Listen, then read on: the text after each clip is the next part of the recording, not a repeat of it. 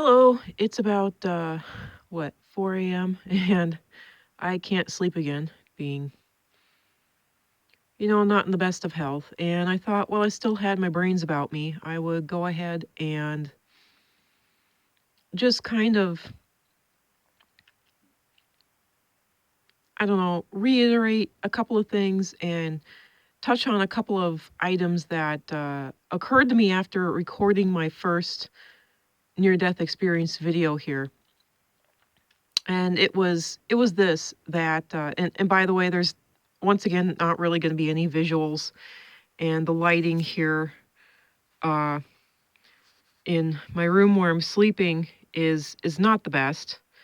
And I don't think I'm going to try to put on another light. So this is going to be more of a podcast sort of, and just to try to keep it quick here. um so a couple of things occurred to me.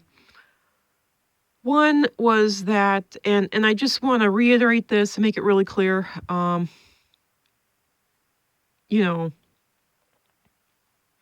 when a lot of these near-death experiences that I had were actually in my childhood. They were in my preteens and in my teens, and they were, you know, and me and my family, we really lived out in like the backwoods. So it's not like I had any access to anything, I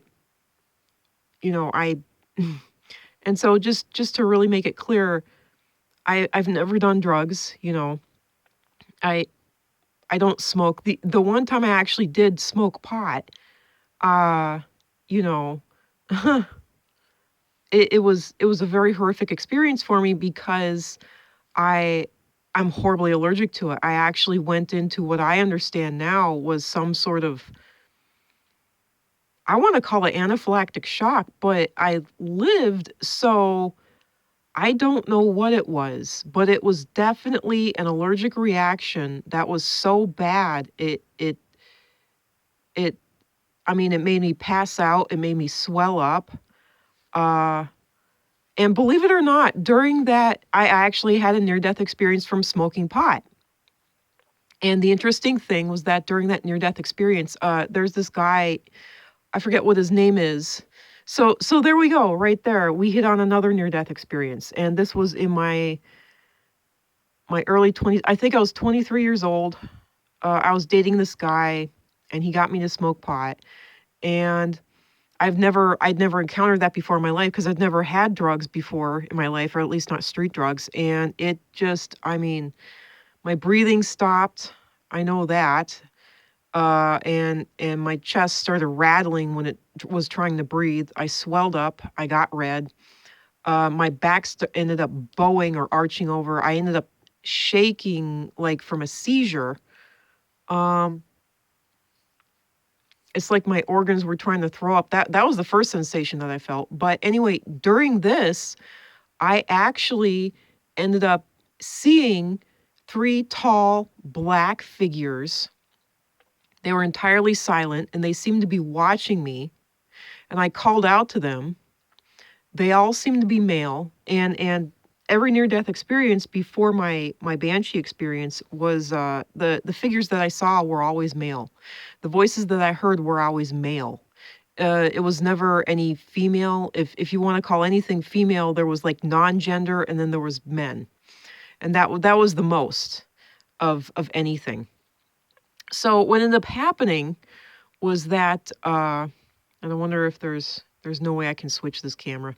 So anyway, what ended up happening was, I wonder if there's any way I can actually put this on a selfie stick, this camera. I I was laying there shaking, having this, for lack of what else to call it, seizure, this absolute, reactive shock to having pot because I was so, horribly allergic to it.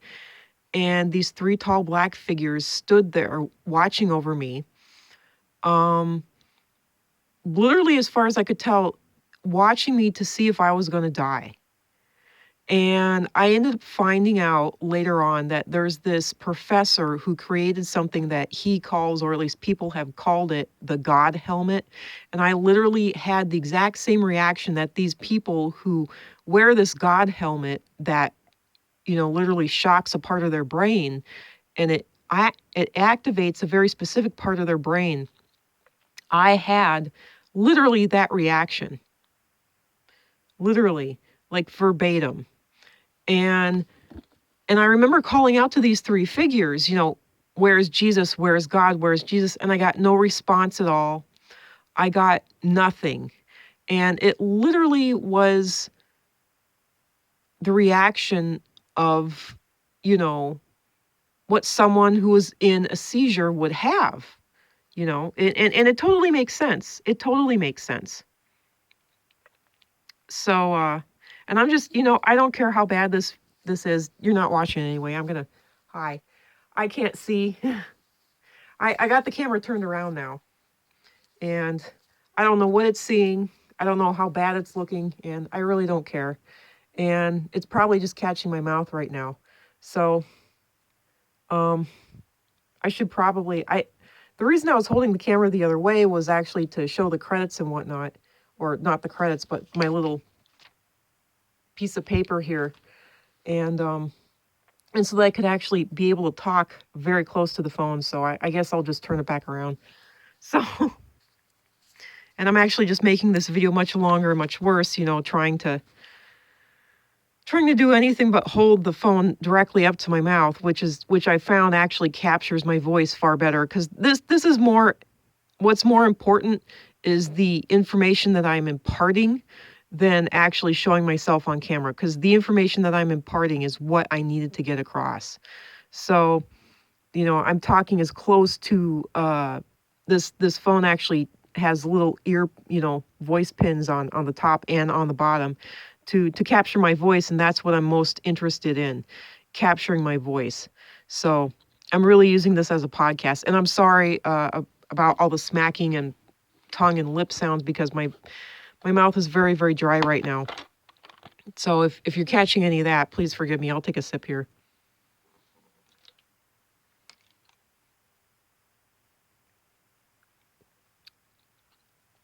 And yeah, it's a sip of water. It's not,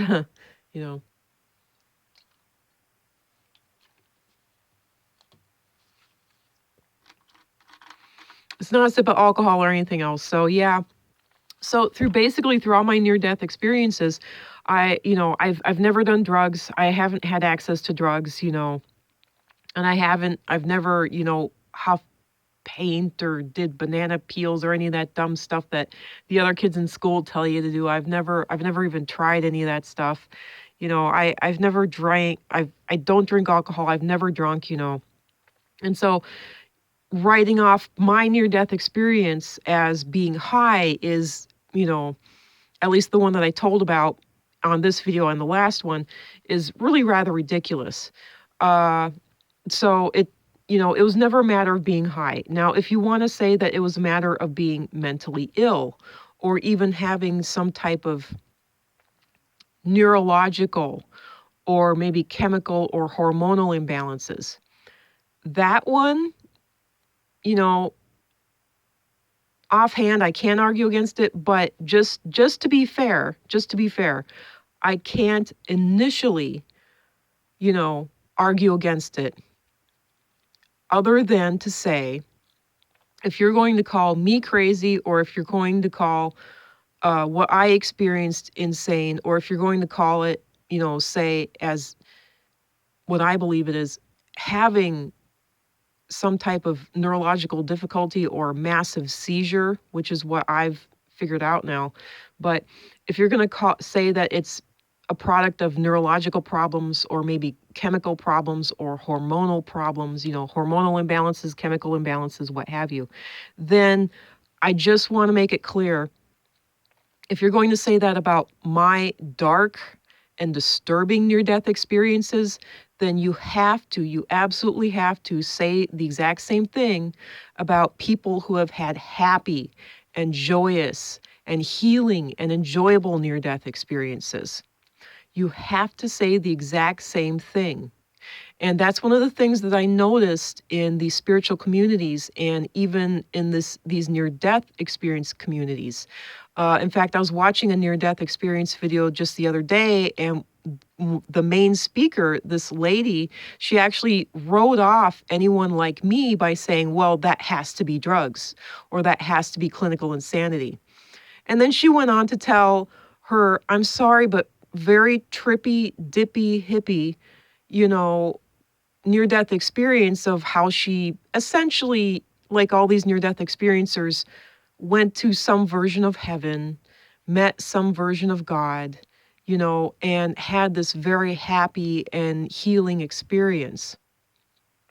Now, the only thing that cannot be written off in these happy and trippy dippy near death experiences is when they come back and they miraculously heal, or maybe they met someone, such as in Eber Alexander's near death experience. He actually met a dead relative of his. He was, this is a doctor who was adopted, and he never met any of his biological family. And eventually, when he did meet his biological family, he ended up finding out that while he was dead, he actually met, supposedly, while he was dead, he met a sister of his from his biological family who had passed away before he ever came into the picture and got to find out who his biological family was. Now, he was I think it was a neurosurgeon, but he was basically a medical doctor of the brain. He performed, surgeries on the brain. They call it neurosurgery. Why they would call it nerve surgery when it's brain surgery, I don't know. But there you go. So that's Eber Alexander. So, and he's another trippy dippy happy near-death experiencer, who had a very happy near-death experience, who went to heaven, who, all these people talk about going to, they don't want to call it God, they don't want to call it source, but they don't know what else to call it because there's no other better word.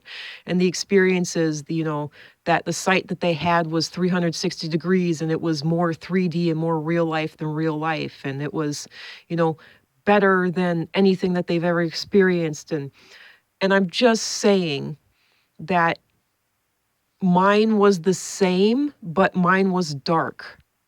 Mine was darkness.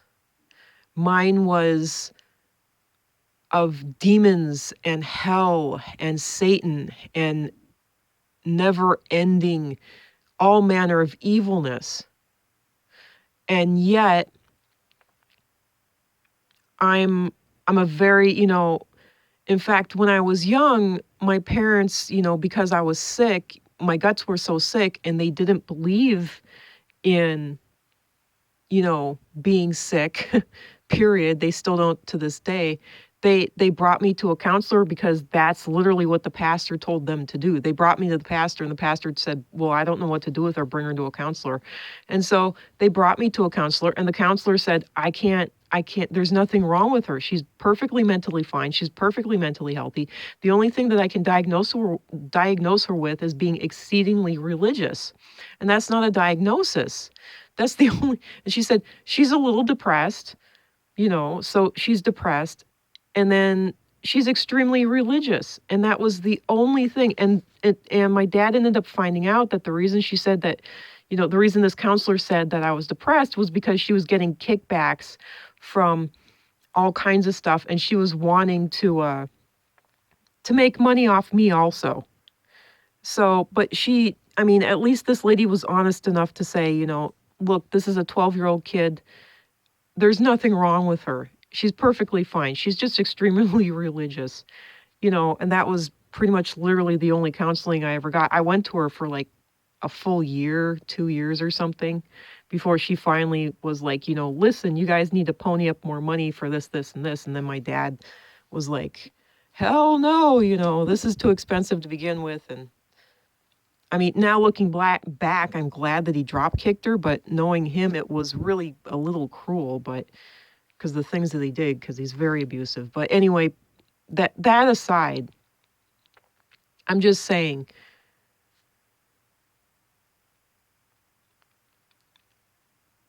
if you're going to call my near-death experience mental illness, and I don't have mental illness of any kind. I've never been diagnosed with anything.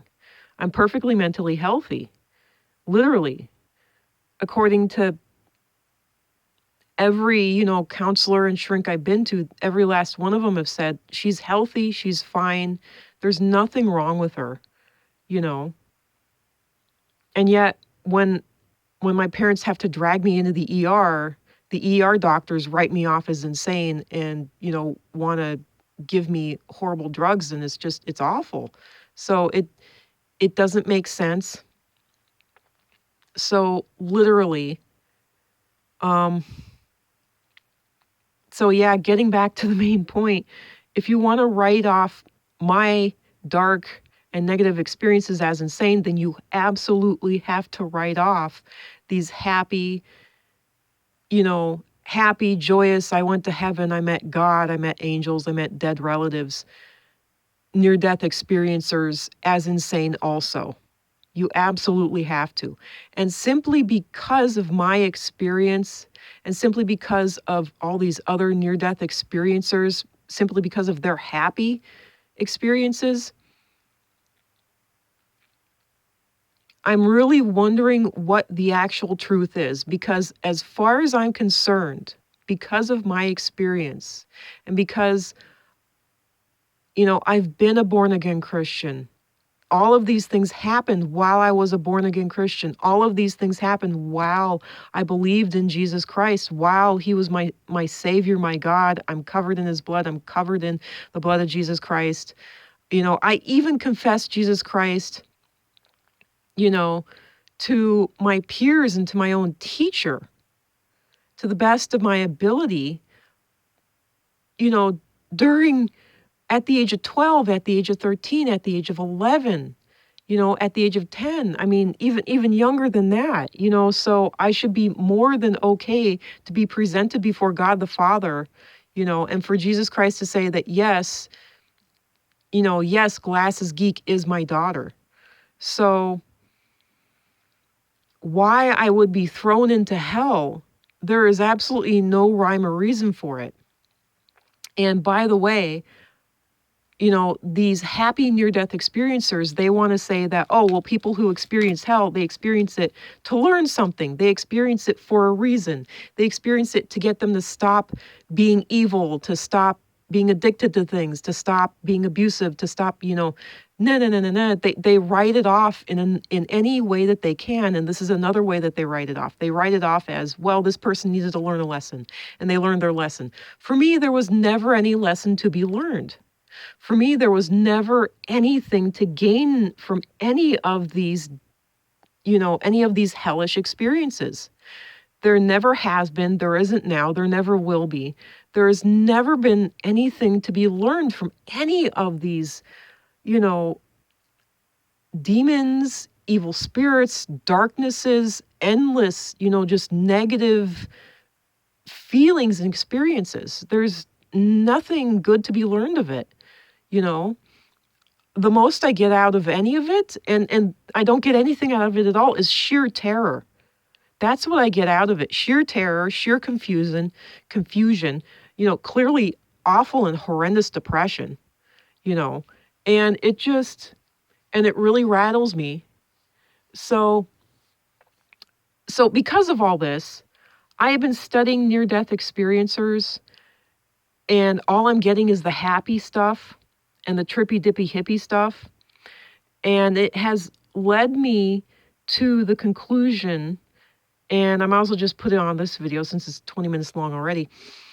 I really need to cut this short as fast as I can. It's led me to the conclusion that it is literally some type of neurological experience, such as having a seizure. Literally. And the more I listen to these near-death experience people, the more I'm convinced that this is a full-body seizure of some kind. And that's pretty much it. Other than, a full-body chemical seizure, because their body is, and I'll explain this better in another video. But that has been my findings. Now, any doctor that wants to deny that near-death experiences are happening or that they're real, they're also ostriches sticking their heads in the sand, because they're doing exactly what the religious and these near-death experiencer people are doing. They're saying that it can be this and this alone. So literally by denying it, they're saying that it is entirely spiritual, that it is entirely something that is out of body, and they're actually confirming that it's what the near-death experiences are saying. Near-death experiences are saying, and that it's something spiritual, not physical. By running away from it, they're confirming that it's something spiritual, not physical. And I'm just here to say that because of my experience and because of what I've listened to and comparing my many experiences against all of these happy experiences, I'm more convinced now than I was before that this is something physical, not spiritual.